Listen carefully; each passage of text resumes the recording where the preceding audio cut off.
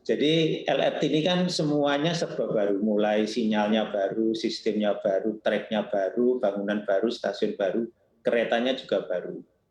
Sebenarnya kalau produk-produk Inka biasanya yang tidak secara bersamaan baru, biasanya memang sistem sarana prasarannya sudah siap, sehingga kereta setelah uji akhir di pabrik bisa langsung diuji dengan sistem prasarananya yang siap.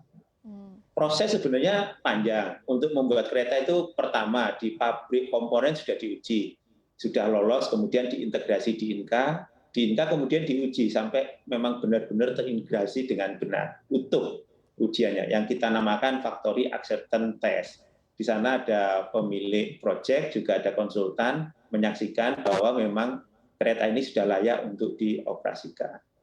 Tetapi pada saat kita akan menguji full performance, tidak ada manufaktur di dunia ini yang punya test track mampu untuk menguji full performance sebuah kereta, di mana kecepatannya harus maksimum, dibebani dengan beban-beban yang maksimum, kemudian direm dengan rem yang paling pakem. Hal-hal seperti itu hanya bisa diuji di track yang sebenarnya, sekalian untuk mengawinkan kereta yang sudah lolos factory acceptance test ini benar-benar bisa kawin dengan track yang sebenarnya.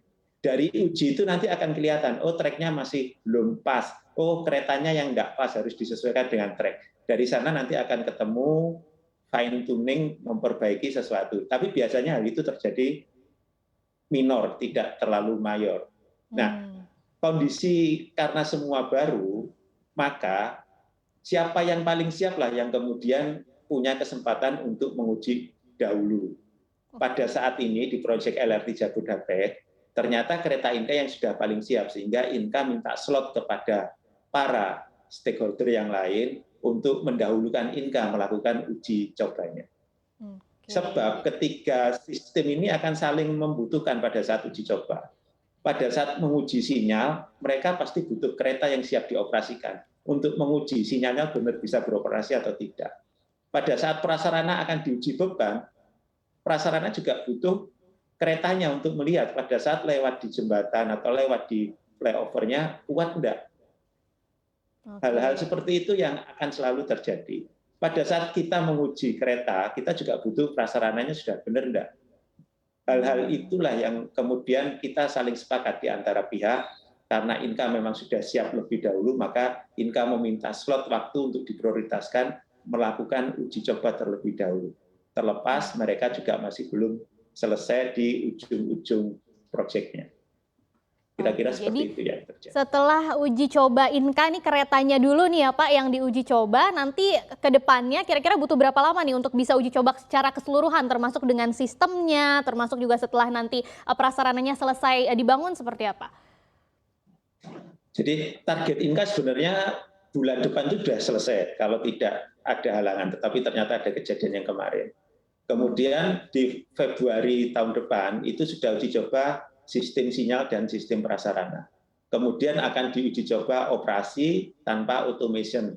Kemudian di Oktober tahun depan akan benar-benar diuji coba yang full automation. Targetnya seperti itu sebenarnya. Berarti kecelakaan kemarin tidak mengubah timeline atau target untuk operasi tahun 2022 ya Pak, masih on track?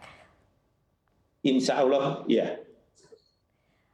Kedepannya perbaikannya gimana nih Pak prosesnya supaya kita bisa tahu ya setelah kemarin tabrakan kira-kira proses perbaikan trainsetnya apa aja yang harus dilalui, dan sudah ada gambaran belum kerugiannya seberapa besar sih, mungkin dari harga satu gerbong aja kita mau tahu juga ya berapa besar sebetulnya yang rugi atau hilang dari akibat dari kecelakaan tersebut.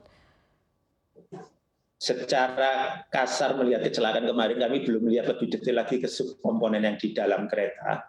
Kemungkinan kami sudah rugi sekitar 20–25 miliar. Tetapi bisa lebih membengkak lagi setelah kami nanti memahami apa yang terjadi, apa yang rusak di dalam sub-sub sistem kereta. 20–25 miliar itu untuk keseluruhan Pak atau satu gerbong saja? Untuk keseluruhan kejadian ini, belum termasuk kerusakan prasarana ya. Oke. Belum itu termasuk semua kerusakan subkomponen yang kami belum bisa cek secara lebih detail sebelum barangnya ada di Inka.